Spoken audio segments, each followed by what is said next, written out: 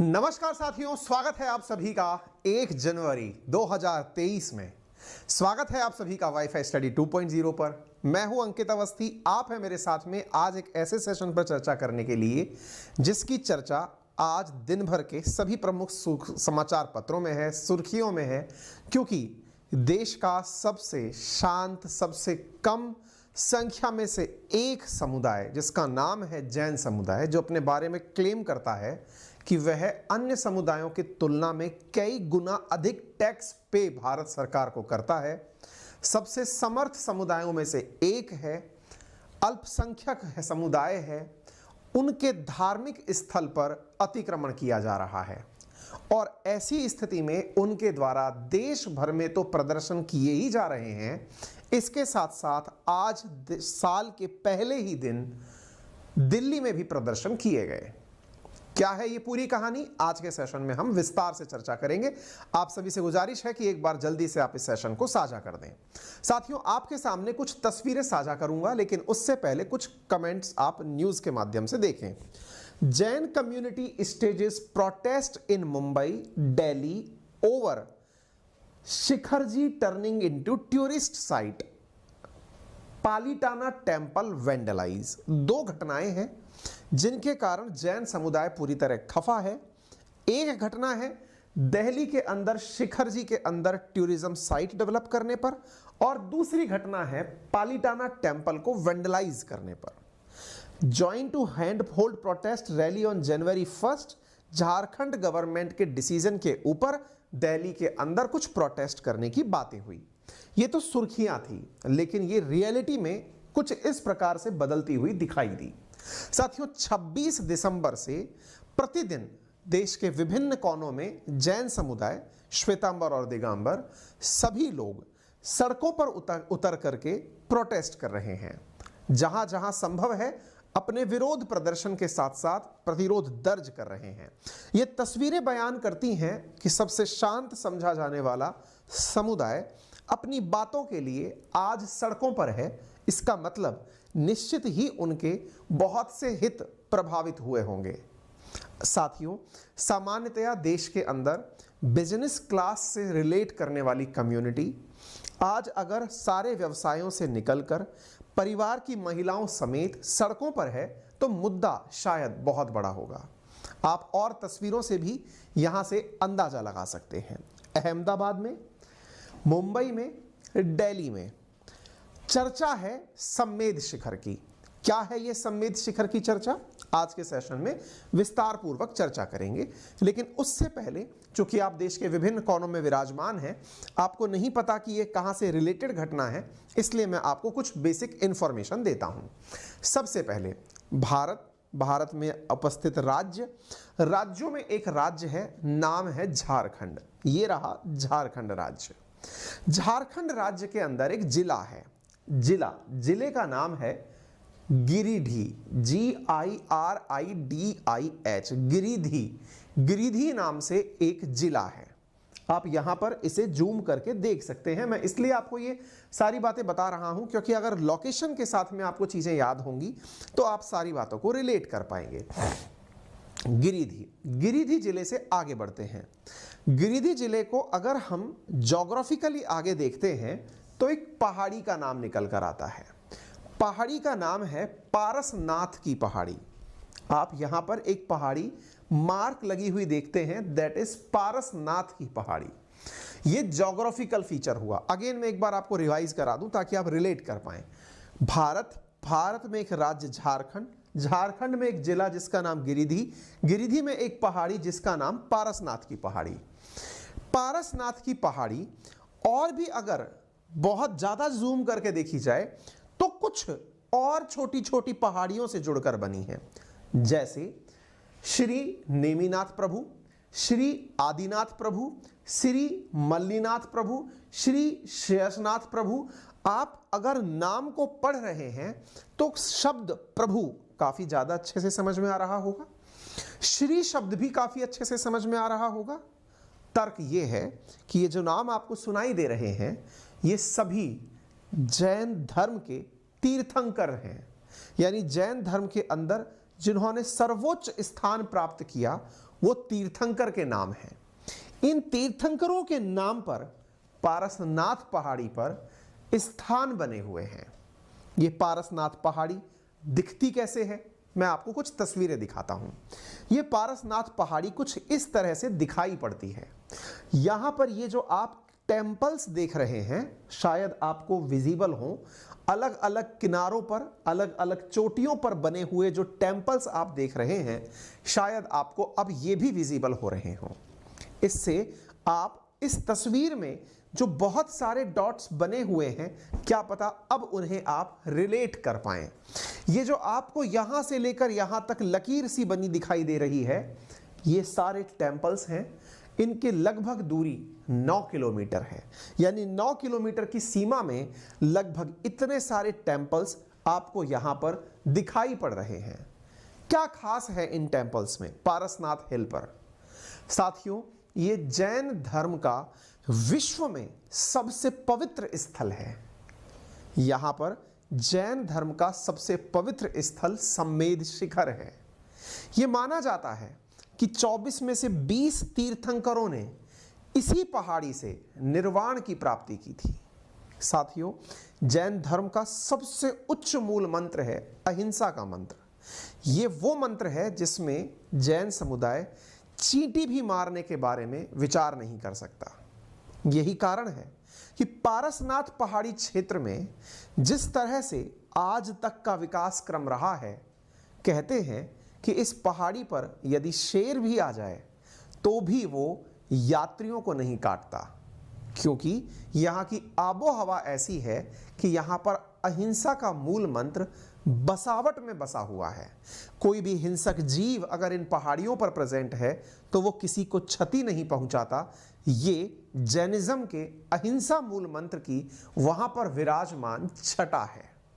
कुछ और तस्वीरें भी हैं जिनसे आप इस बात को बखूबी समझ सकते हैं कि ये जितने भी क्षेत्र आपको दिख रहे हैं, इन सभी क्षेत्रों में आपको जो स्थान से दिख रहे हैं, ये पारसनाथ पहाड़ी पर बने हुए वो समस्त क्षेत्र हैं जिन्हें जैनी अपने जीवन का सबसे अल्टीमेट गोल मानते हैं। यानी यदि जीवन में संपूर्ण मन, कर्म और वचन के साथ, जो कि जैन धर्म में बताई गई विधि विधान के अनुरूप अगर हो, और कोई व्यक्ति इस पारसनाथ पहाड़ी की यात्रा कर ले, जैन समुदाय से संबंधित व्यक्ति यदि बताए गए मूल मंत्रों के अनुसार जीवन के जो भी आदर्श अभी तक स्थापित किए गए हैं तीर्थंकरों के द्वारा, उनका स्मरण करते हुए यहां से यात्रा कर ले, तो उसे इस मानव योनि से, मतलब जो भी अन्य योनियां जीवन में पैदा होने की या पुनर्जीवन के बाद की हैं, उनसे मुक्ति मिल जाती है। यह माना जाता है कि उसके जीवन का उत्कृष्ट स्वरूप यहाँ की यात्रा से निकल सकता है। अर्थात देखिए, मैं पहले ही जैन समुदाय से अपनी तरफ से क्षमा प्रार्थी हूँ सेशन की शुरुआत में ही। अगर मुझसे जानकारी साझा करते समय कोई तथ्यात्मक त्रुटि हो जाए तो आप उसे जानबूझकर समझी गई त्रुटि ना समझें। मैंने आपके सेशन को करने से पूर्व काफ़ी अच्छे से अध्ययन किया है, फिर भी तथ्यात्मक त्रुटि के लिए हम पूरी तरह से आपसे पहले से ही क्षमा मांगते हैं। और अगर फिर भी त्रुटि होती है तो हम कंटेंट के साथ इस पूरी जानकारी को, जो भी हम आपसे साझा कर रहे हैं, लिखित में भी साझा करने का प्रयास करेंगे। अगर फिगर्स में कोई ऊंच नीच हो जाती है तो हम उसे और क्रॉस वेरीफाई करेंगे। आपके कमेंट्स सदैव आमंत्रण रहेंगे, ठीक है।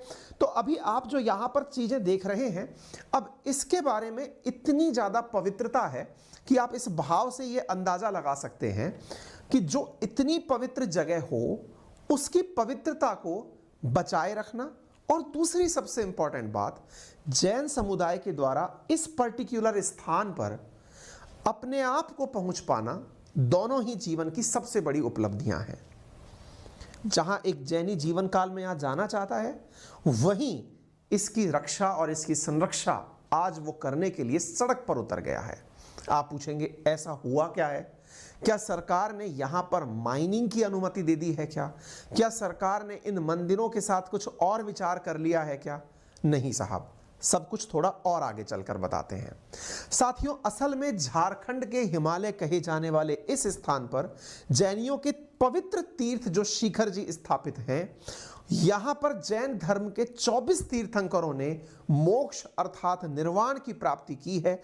और जो 23वें तीर्थंकर थे पार्श्वनाथ, जिनका चिन्ह सर्प है, उन्होंने यहीं पर निर्वाण प्राप्त किया था। ये जो मंदिर आपको यहां दिखाई दे रहे हैं, ये अब तक सब सही चल रहा था। अचानक झारखंड सरकार के द्वारा एक आदेश आता है। आदेश क्या? झारखंड सरकार के द्वारा आदेश आता है कि ये सभी लोगों के लिए दर्शनीय होगा, अर्थात यहां पर कोई भी व्यक्ति जाकर दर्शन कर सकेगा। अब एक बार में आपके दिमाग में सवाल आना शुरू होगा, बहुत सारे आपके दिमाग में संभव है प्लस माइनस भी तैरने लगेंगे। जाना सभी के लिए संभव होगा, इससे क्या मतलब है? क्या पहले कोई जा नहीं सकता था क्या? अब इस बात को थोड़ा सा और आगे बढ़ाते हैं। असल मायने में ये जैन समुदाय का धर्म स्थल है। यहाँ पर जैन मान्यताएं रखने वाले या जैन मान्यताएं मानने वाले लोग पहुंचते हैं। विरोध इस बात का है कि सरकार ने इसे पर्यटन स्थल घोषित कर दिया है। अब आप पूछेंगे पर्यटन स्थल घोषित कर दिया है, सर आपने अभी जो बातें अभी मुझे बताई, उन बातों से तो मुझे ऐसा लगता है कि यहाँ जाना चाहिए, क्योंकि यहाँ से इतनी सारी अगर पॉजिटिविटी है तो हमें भी देख के आना चाहिए। बिल्कुल सही सोच सकते हैं आप, लेकिन दिक्कत क्या है? दिक्कत ये है कि जैन धर्म के अंदर बहुत से नियम ऐसे हैं जिन्हें मानते हुए कोई व्यक्ति जैन बनता है। जिन नियमों में बहुत सारे जैन समुदाय के, इवन जैन समुदाय का नियम ही यही है कि वो रात्रि के बाद भोजन नहीं करते। जैन के नियमों में जो नियम हमने अपने समाज में हमारे जैन मित्रों से सीखे, उन नियमों में है कि ये जमीन के नीचे उगने वाले किसी भी फल को नहीं खाते, या फिर ये कहिए कि जो जड़ के रूप में कंदमूल बनी है उन्हें नहीं खाते। ऐसा माना जाता है कि उसमें किसी जीव की उपस्थिति हो सकती है। यही कारण है कि जैन समुदाय आलू नहीं खाता। आप सोचिए, जो आलू में उपस्थित किसी प्रकार के कीड़े को या फिर जड़ के अंदर उग रही चीजों को, क्योंकि ये माना जाता है कि जड़ में जो वस्तु उगती हैं उनमें सूर्य का प्रकाश नहीं है, इस वजह से उसके अंदर ऊर्जा कम होगी, और ऊर्जा कम होगी तो यह बुद्धि का विकास नहीं करेगी। इसीलिए जो जैन समुदाय की जो बातें मैंने सुनी हैं, वो बातों के अनुसार जो जड़ से ऊपर उगे वही वस्तु धारणीय है, यानी कि उसे ही ग्रहण किया जा सकता है। ठीक है, मूल को धारण नहीं किया जाता। जड़ में जो चीजें उपलब्ध हों, जड़ से जो निकल कर आए, उन्हें नहीं खाया जाता। ऐसी किसी भी वस्तु को ग्रहण नहीं किया जा सकता जिसमें किसी की जीवन की जाने की आशंका हो। यही कारण है कि जो समाज इतना अहिंसक है, जो कि शराब से, मांस से, मीट से पूरी तरह परे है, वो समुदाय अपने इस तीर्थ स्थल को बचाने के लिए संघर्ष कर रहा है। आप पूछेंगे संघर्ष की आवश्यकता क्या पड़ गई? क्योंकि जैसे ही आप इसे पर्यटन स्थल घोषित करते हैं, पर्यटन स्थल घोषित करते ही यहां पर सभी प्रकार के लोग पहुंचना शुरू हो गए हैं, और जैसे ही पहुंचना शुरू हुए हैं तो यहां पर वो लोग भी उपस्थित होने लगे हैं जो जैन धर्म की मान्यताओं को नहीं मानते। अगर जैन धर्म की मान्यताओं को नहीं मानते, अर्थात वो शराब का उपयोग कर सकते हैं, हो सकता है मीट मांस का भक्षण करके आए हों, हो सकता है कि यहाँ पर लगने वाली जो स्टॉल्स हैं उनमें उस प्रकार के फलों का उपयोग किया जाए जो कि जैन धर्म में वर्जित हैं। इस बात से जैन समुदाय की भावनाएं आहत हैं।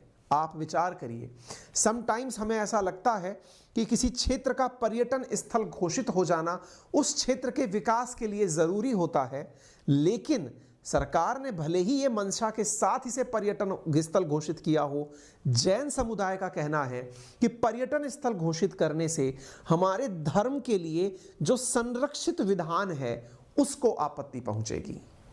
अब यह सवाल द्वंद्व का खड़ा हो गया। द्वंद्व किस प्रकार से क्रिएट हुआ? द्वंद्व ये कि भारत के मूल अधिकारों में वर्णित है कि किसी भी व्यक्ति को इस आधार पर डिस्क्रिमिनेट नहीं किया जा सकता कि वो किस रेस, कास्ट, क्रीड, प्लेस, कहां से जन्मा है। तो क्या इन क्षेत्रों के आधार पर यह डिस्क्रिमिनेशन किया जा सकता है कि उसने क्या खाया है? यह सवाल संभव है कि भविष्य में अगर ऐसे ही विरोध रहे तो हो सकता है सुप्रीम कोर्ट की शरण में भी चले जाएं, लेकिन फिलहाल सरकारें इस प्रकार के विरोध को आगे बढ़ाने की स्थिति में दिख नहीं रही हैं। क्या हुआ, कौन सी सरकार ने क्या किया, केंद्र का विरोध क्यों हुआ, झारखंड सरकार का विरोध क्यों हुआ, दोनों जगह कौन सी सरकारें हैं, अब हम उस पर चर्चा करते हैं। चलिए आगे बढ़ते हैं।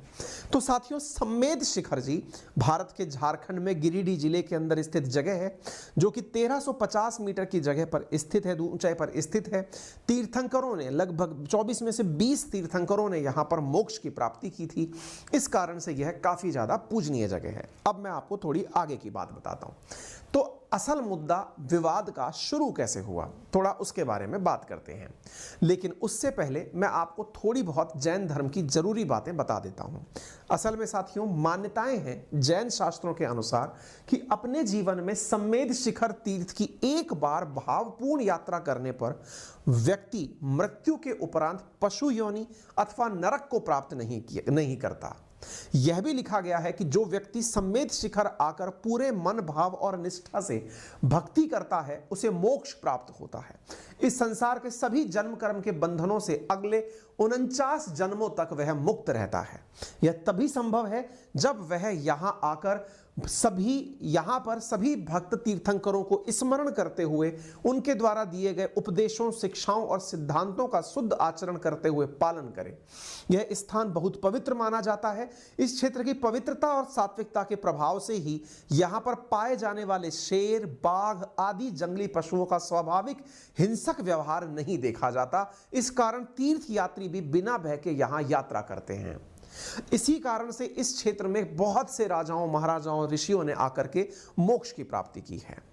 साथियों, जैन धर्म में जो 24 तीर्थंकर हुए, उन 24 तीर्थंकरों में से प्रथम जो तीर्थंकर थे जिनका नाम आदिनाथ था, अर्थात भगवान ऋषभ देव जो थे, उन्होंने कैलाश पर्वत पर मोक्ष प्राप्त किया था। 12वें तीर्थंकर भगवान वासुपूज्य ने चंपापुरी में, 22वें तीर्थंकर भगवान नेमिनाथ ने गिरनार पर्वत पर, और 24वें तीर्थंकर जो अंतिम तीर्थंकर हुए भगवान महावीर, उन्होंने पावापुरी में मोक्ष प्राप्त किया। वहीं जो 20 बाकी बचे तीर्थंकर हैं, उन्होंने इसी सम्मेद शिखर पर मोक्ष प्राप्त किया है। जैन धर्म के जो 23वें तीर्थंकर थे जिनका नाम भगवान पार्श्वनाथ था, उन्होंने यहीं पर कठोर तप और ध्यान करके मोक्ष प्राप्त किया।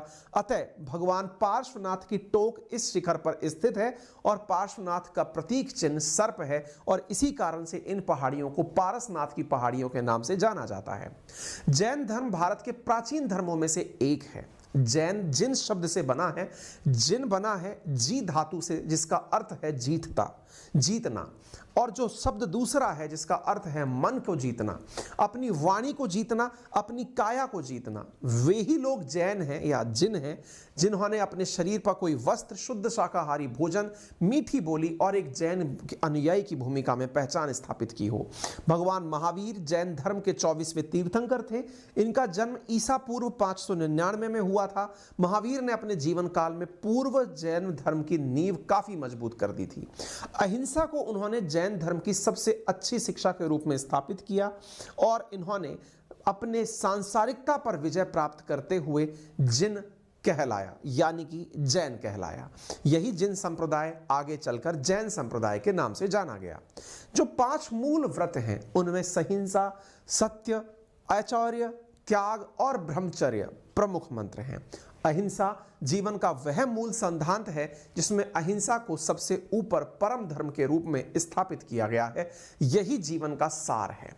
साथियों, जब इतनी अच्छाइयां हैं तो ये जो प्रोटेस्ट हो रहा है, इसमें लिखा गया है सम्मेद शिखर जैनियों के आस्था का केंद्र है, था और आगे भी रहेगा। इसी को बचाने के लिए जैनों के ऋषि मुनि, जैन समुदाय के सभी प्रकार से कनेक्टेड लोग जहां तहां सड़कों पर विरोध करने के लिए उपस्थित हो चुके हैं।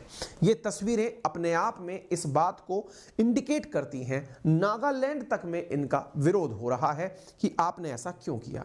और तो और एक और विरोध भी यहां पर शामिल है, और वो विरोध क्या है? हाल ही में साथियों गुजरात के अंदर एक मंदिर वेंडलाइज किया गया है, कुछ शरारती तत्वों के द्वारा नुकसान पहुंचाया गया है। ऐसी स्थिति में यहां पर डिमांड की जाती है कि जो गुजरात का टेंपल वेंडलाइज किया गया है उसका भी प्रॉपर इन्वेस्टिगेशन हो और ऐसी घटनाओं का दोबारा दोहराव ना हो। अल्पसंख्यक जैन समुदाय के हितों का सुरक्षा पूर्वक तरीके से निर्धारण हो, यहां पर इनकी मांग उठती है। अब सवाल बनता है टेक्निकल ग्लिच कहां अटका है। अभी ओवैसी जी का बयान भी आप देख सकते हैं, वो भी कहते हैं कि हम सरकार से रिक्वेस्ट करते हैं कि इनके हितों का रक्षा की जाए। अब कहानी कहां से शुरू होती है हम थोड़ा सा आपको वो बताते हैं। असल में झारखंड में फरवरी 2019 में एक नोटिफिकेशन जारी हुआ।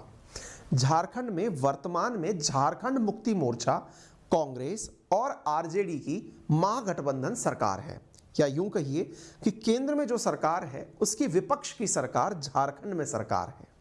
ठीक बात है। अब ऐसी स्थिति में झारखंड सरकार ने हाल ही में एक नोटिफिकेशन जारी करते हुए सम्मेद शिखर को पर्यटन स्थल घोषित किया है। ऐसा देखते ही प्रथम दृष्टया यह लगता है कि झारखंड सरकार के द्वारा जैनियों के खिलाफ कोई एक्शन लिया गया है, लेकिन इस कहानी की जो तारें हैं वो बहुत पीछे से जुड़ी हैं।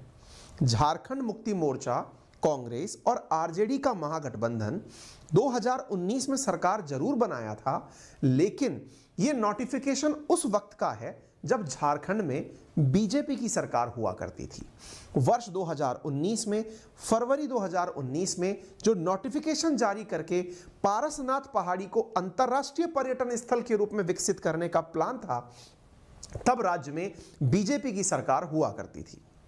अगस्त में केंद्र सरकार के द्वारा पारसनाथ पहाड़ियों को इको सेंसिटिव जोन घोषित कर दिया गया, अर्थात यहां पर किसी भी प्रकार का कोई भी मतलब ऐसा माइनिंग जैसा कार्य नहीं किया जा सकेगा। चूंकि ये छोटा नागपुर पठार पर स्थित है तो संभव है कि यहां पर बहुत सारे माइंस और मिनरल्स मिले, लेकिन इको सेंसिटिव जोन डिस्कस करने से यहां पर निर्माण के कार्यों को रोक दिया गया। साथ ही यहां पर इको टूरिज्म को अनुमति दी गई, अर्थात जब यह क्षेत्र इतना पवित्र और पावन है तो यहां पर टूरिज्म को बढ़ावा दिया जाए। इतनी बात आपको समझ में आ जानी चाहिए। वर्ष 2019 के दिसंबर में सरकार बदल गई। फरवरी का नोटिफिकेशन था जब बीजेपी सरकार थी, केंद्र में भी बीजेपी सरकार थी, यानी मतलब गठबंधन सरकार थी, उनके द्वारा इको सेंसिटिव जोन या इको टूरिज्म के लिए अलाउ किया गया था। दिसंबर में 2019 के अंदर सरकार बदलती है, महागठबंधन की सरकार आती है और उनके द्वारा इस नोटिफिकेशन में कोई परिवर्तन नहीं किया जाता और उसी को फॉलो अप लेते हुए इस साल यानी 2022 के अंत में जो वर्तमान झारखंड सरकार है उनके द्वारा इस क्षेत्र को टूरिस्ट स्पॉट घोषित कर दिया जाता है।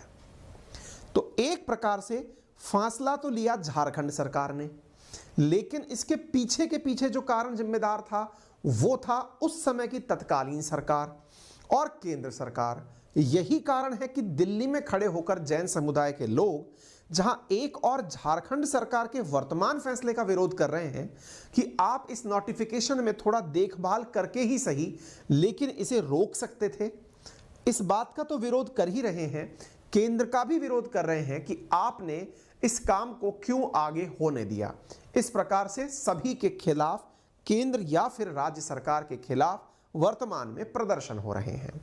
ये हैं हेमंत सोरेन जिनकी सरकार वर्तमान में चल रही है झारखंड के अंदर। ठीक है साहब, उम्मीद है अब आपको थोड़ा राजनीतिक घटनाक्रम का भी विस्तृत ब्यौरा बन गया होगा। समाधान किस तरफ बढ़ रहा है, क्या संभव है, तो देखिए इसका सबसे पहला समाधान जो दिखाई देता है वो यहाँ के पर्यटन सचिव के द्वारा सुझाया गया है। उनसे जब जानकारी समाचार पत्रों के द्वारा ली गई तो जानकारी निकल कर आई कि यहाँ पर जो टूरिस्ट डेस्टिनेशन बोला गया है इसे संभव है कि चर्चा करके जैन टूरिस्ट क्षेत्र में बदल दिया जाए, अर्थात यहाँ पर जैनियों के हिसाब से ही टूरिज्म प्लान किया जाए और यहाँ पर आवश्यक संसाधनों का विकास किया जाए। फिर ऐसी क्या मजबूरी थी कि आपने उसे टूरिस्ट क्षेत्र घोषित किया? मजबूरी के रूप में सरकार कहती है कि जब हम उसे सबके लिए पब्लिकली ओपन करते हैं तभी वहां पर इन्वेस्टमेंट के लिए प्लान ला सकते हैं, यानी राज्य सरकार किसी भी ऐसे धार्मिक स्थान पर अगर इन्वेस्टमेंट करती है तो उसके पीछे का लक्ष्य होना चाहिए सबका हित उसमें जुड़ा हो। और ऐसी स्थिति में सरकार के द्वारा चाहे वहाँ सड़कें बनाना हो या पार्क विकसित करना हो या फिर सुरक्षा सुनिश्चित कराने के लिए लोग लगाना हो, ये तभी संभव होगा जब वो आम जन के लिए हो। यहाँ पर जब इसे जैन टूरिस्ट क्षेत्र घोषित कर दिया जाए, ये जब सवाल निकल कर आता है तो यहाँ पर रेफरेंस बनता है उत्तराखंड का, क्योंकि उत्तराखंड में भी बहुत सारे धार्मिक स्थल ऐसे हैं जो हिंदू मान्यताओं से, सनातन मान्यताओं से जुड़े हुए हैं। ठीक है, तो उम्मीद है कि आप इसे रिलेट कर पाएंगे। पर्यटन सचिव मनोज कुमार जी ने कहा है कि हम इस एक्ट में कुछ अमेंडमेंट तैयार करने के लिए तैयार हैं और यहाँ पर इस तरह के नियम बनाने के लिए तैयार हैं कि मांस मदिरा पर पूरी तरह प्रतिबंध लगे, ताकि किसी प्रकार से यहाँ पर वो लोग ना पहुँच सकें जिनकी वजह से जैनियों की मान्यताएं आहत होती हों। अब यहाँ से आगे ये प्रोटेस्ट किस दिशा में जाता है वो तो आने वाला समय बताएगा, लेकिन सरकार यहाँ पर एक ऐसी अथॉरिटी बनाने के मूड में है जो कि संभव है कि सरकार के साथ मिलकर के जैन समुदाय के द्वारा भेजे गए प्रतिनिधियों के माध्यम से यहाँ पर नियमों का निर्धारण कर सके। इसके लिए 250 पन्नों का एक मास्टर प्लान भी बनाया गया है। आने वाले समय में देखेंगे साथियों। उम्मीद है कि आप सभी साथियों को मैंने इसे अपनी पूरी निष्ठा के साथ आपके सामने रखने का प्रयास किया। अगर वो मैसेज सही से पहुंच गया हो तो आप मुझे कमेंट बॉक्स में ज़रूर बताएं। प्रयास मैंने अपने लेवल पर ठीक ठाक किया है। अगर फिर भी कोई चीज़ अगर त्रुटिपूर्ण रहे तो आप मुझे कमेंट में आकर के सजेस्ट कर सकते हैं। फिलहाल के लिए इतना ही।